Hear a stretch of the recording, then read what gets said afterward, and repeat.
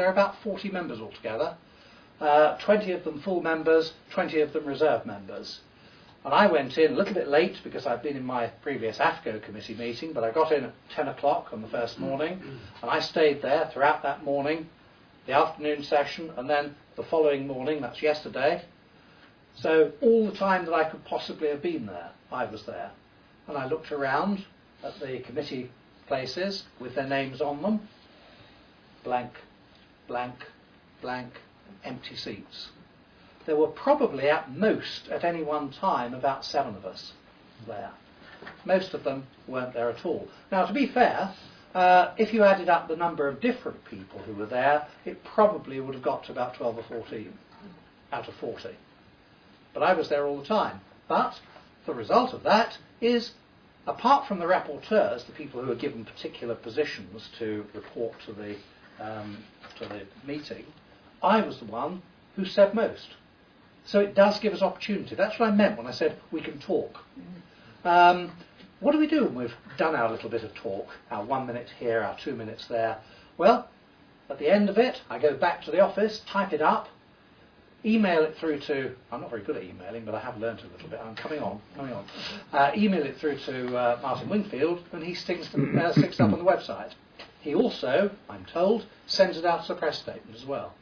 Now, how effective this is, I don't know. But what it does show is it shows our supporters who get onto the website that we're not wasting our time, we're doing something, and it shows our opponents who visit the website. Because our opponents were sneering to begin with. Linda McCavan, the Labour MEP for Yorkshire, said, well, of course, it's one thing getting elected, but of course it's a lot of hard work and they really won't be up to it. Well, I think my attendance on committees so far, there must have been 30 or so meetings of each of them. I've missed one AFCO one and one Libe one. I might miss a second Libe one next week. I don't know. It depends whether I consider it is worth coming over or not. So we can do this. Now, what effect does it have? Well, we get a little bit of publicity. There's that side of it. But I think there's another side of it, and that is we challenge the MEPs themselves. These people have had it all to themselves for so long. You imagine a gathering like this, we're all of one mind, and let's imagine we don't hear anybody from outside this room saying anything, we just talk to each other. After a while, we assume that everybody thinks the way we do. And I think that's what they thought. They thought, at least before we arrived, well, everybody thinks the way we do. Well, no, they don't.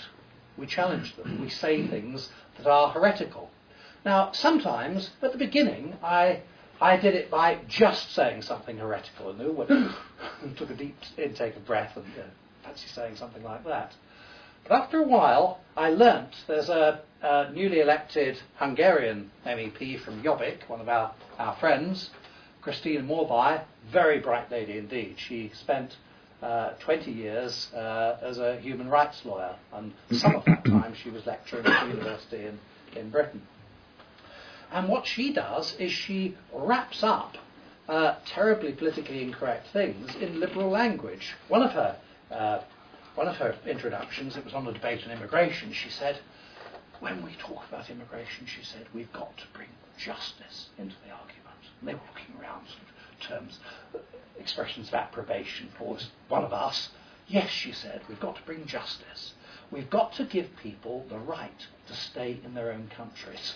They're being forced out of their own countries by the pressures of globalisation. I'm a newcomer to this, and I learned from her. This week I had a debate, and we were talking about the EU restricted list and all the nasty people. I think we'd probably been on the list as well. They can't really restrict us because we're MEPs. I started talking about it, and some of them were terrorists. We were talking about Osama bin Laden and Al-Qaeda and so on. Some of them were the Taliban, who sort of invited Al-Qaeda to stay for a weekend, didn't they, 8 years ago, and have been punished by it ever since. And then, of course, you get, the Mugabe regime and all the rest of it. And I said, really, they come into different categories, and you want different approaches, because otherwise, what you'll be doing is you'll simply be applying the same rule for all. But dwelling only on the terrorist side, I threw in our first bit. I said we must stop immigration from the countries that are supplying these terrorists. And then said, but secondly, we must stop waging wars against Muslim countries because that provokes terrorism. So then they found themselves sort of nodding in agreement. And then lastly I added, but whatever we do, we mustn't hand people over for extraordinary rendition. We mustn't lower ourselves to their standards. Yes, we must monitor them. We must keep keep our eyes on them, but we mustn't be parties to torture. And again, they sort of found themselves clapping, and then they've been sort of grimacing before. And our aim is really to confuse them. And there is a purpose to this. It's not just playing with them. The purpose is really that before, I think they had an idea, well, everything we stand for, they will disagree with. What we're trying to do is show that they probably agree with some of the things we stand for, but then disagree with the others. But if they agree with some of the things that we stand for, perhaps they ought to look a little bit more objectively at the things they disagree with. That's the aim. Whether it works is another matter. But the main thing is we're punching above our weight in this institution. You know, we're only 2 members out of 736, but people know who we are. We're the ones who speak at committees more than they speak at committees, even in the plenary session. Obviously, we don't speak at length in a way that the main party groups do. We're not allowed to. But if you look at the average MEP, there are many people who say nothing at all, whereas we both do take opportunities, and so do our nationalist friends in the other countries in Europe. So we are having something of an effect. But of course, the next question we've got to ask is, well, how powerful is this institution that we're a member of? The answer to that's not very. If you, the gentleman who was here earlier, Mr. Fordham, mentioned those 3 institutions, didn't they? The Commission, the Parliament, and the Council. The Council is made up of representatives from each country, you know, so the Foreign Minister or whatever. The Commission, well, these are people who are often failed politicians, but who are there for a 5-year term. Mr. Barroso is the president of the Commission. But of course the real power actually rests much lower down than that. So what happens is the Commission has the right to start the process off, to think up laws. They have the right to enact them in the end. The Parliament sort of consulted in the middle. Now, the power of Parliament has increased a bit with the Lisbon Treaty. The Lisbon Treaty was mainly awful, but it had some redeeming features. It did increase the power of Parliament. And if the increasing the democratic bit at the expense of these 2 is good, well, I suppose that was good, we must say, in a grudging sort of way. But in the end, not very much. You know, in the end, they gave a good example of this yesterday in the Libe Committee. They said in future, the Parliament will be able to decide whether it accepts international agreements.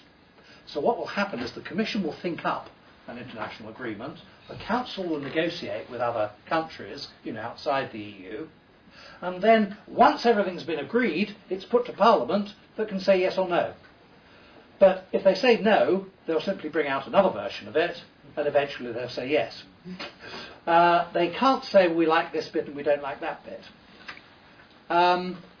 So what they suggested is, well, perhaps Parliament ought to be told at an early stage what the negotiations are going to be about. But then somebody said, but of course they can't look at the text because that's confidential. So the whole thing was ridiculous. And in fact, I saw another illustration yesterday of the contempt that the Commission on the one hand and the Council on the other hand have for the Parliament. You know, the lady, whatever she is, Belgian or Dutch liberal presiding over it, was saying, well, yes, we'll have a meeting today and we've called the Commission in and we've called the Council in and they'll be here to answer our questions. And she said, who represents the Commission? Stony silence. They hadn't bothered to turn up. Well, in that case, she said, who represents the Council? Another stony silence. They hadn't turned up either. Anyway, eventually they strolled in. No apologies. Ignored her reprimands. Spoke for probably about 10 or 12 seconds and said, really, there's nothing more we can tell you. Sat down and walked out again. That was it. So, you know, Parliament likes to sort of puff itself up and say we've got all these wonderful powers of keeping an eye on these people and keeping an eye on that people. But if these people and those people treat them with contempt, there's not really much Parliament can do. Are we being... Yes. We've got to go? Yeah, they're both from our Okay, right. Well, we'll finish there then, I think.